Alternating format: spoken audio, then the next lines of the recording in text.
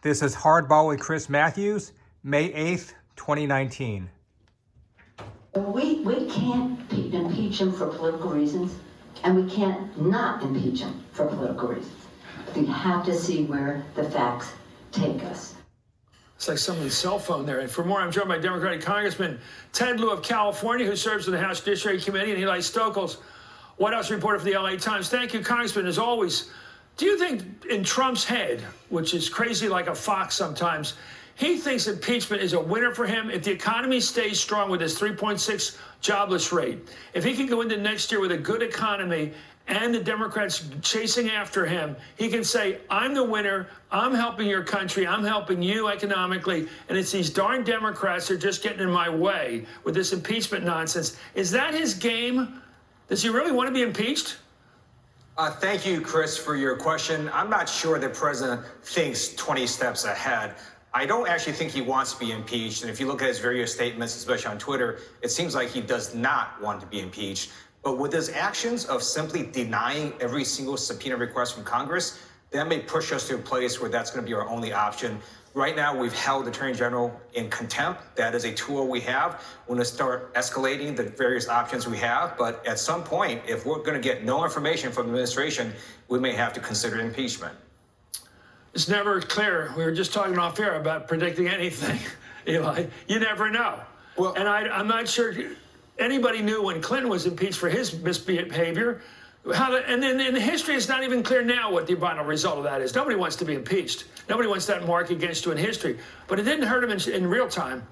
Well, no, but I mean, you're right. Like, if they were to go down this road, we don't know how it would play politically until you get there. That is true. But I can tell you that there is no way that President Trump wants his name associated with the word impeached. I mean, look how insecure this guy is just about his 2016 electoral victory. That's a big part of the reason why we're in this whole situation, why he can't crack down on Russia, why he's obstructed. Why is he baiting? Well, I don't know that he's baiting, or that he thinks about it that way. I think what the speaker was talking about is the sort of self-fulfilling prophecy of Trump, where his actions almost force the reactions that make him go that upset him so much. And so what she's saying is he's behaving in such a way that they have no choice. He's really moved her off of saying we're not pursuing this to now, with the Mueller report coming out and then the president's response to it, she's basically saying, yeah, we as a oversight committee, we don't have much choice. Well, yesterday, the president's would-be 2020 rival, Senator Elizabeth Warren, one of his potential rivals, renewed her call for impeachment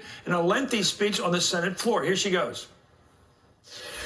This is not a fight I wanted to take on, but this is the fight in front of us now. This is not about politics. This is about the Constitution of the United States of America.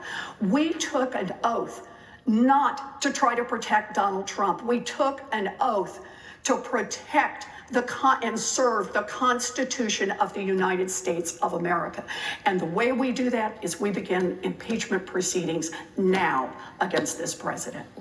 Meanwhile, the Associated Press reports impeachment talk has emboldened this president's re-election campaign, writing, Trump's team has taken to cheering every call to impeach the president, believing such talk only further motivates Trump supporters and turns off moderates from the Democratic Party, adding the president himself still intends to run as the victim of perceived slights by the media and Democrats, in large part because he believes the aggrieved stance rallies supporters to his defense. How can it not be true? Congressman, this is the catch-22 for the Democrats, because if Trump believes that playing the victim works, if he looks like he's the underdog against the deep state, the unfair media, the unfair partisan Democrats, he rallies the people that voted for him the first time who feel that their votes are being denied them. So, and yet, the Constitution says that Congress should be an equal branch of government. I agree with Eli. I don't think Trump wants to be impeached. I think what's happening is Trump is trying to not get impeached, which is why he's trying to hide information from the American people. He didn't just stonewall the Judiciary Committee. He stonewalled every single committee to try and get information for the American people to conduct oversight. And that's because he knows that the Mueller report is bad for him. That's why Republicans changed their tune. Republicans voted earlier this year by a vote of 420-0, bipartisan vote, to get the full Mueller report. Now they're saying, no, we don't want it. And why is that? Because they read the redacted version and they realize how bad this is for the president and his enablers.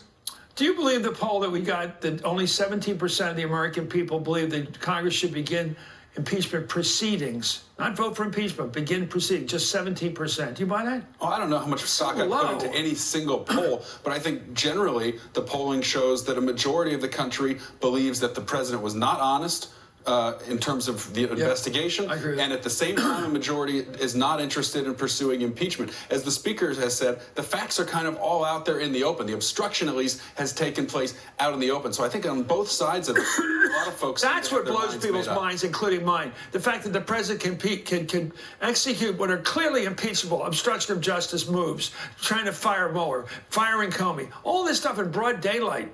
And yet, the public as well, since he didn't broad daylight, it must be sort of legal or something. Congressman, thank you so much, Ted Lieu of California, for coming on. Eli Stokols, of course, from the LA Times. Up next, with new sanctions and military deployments, is President Trump putting America on a path to war with Iran?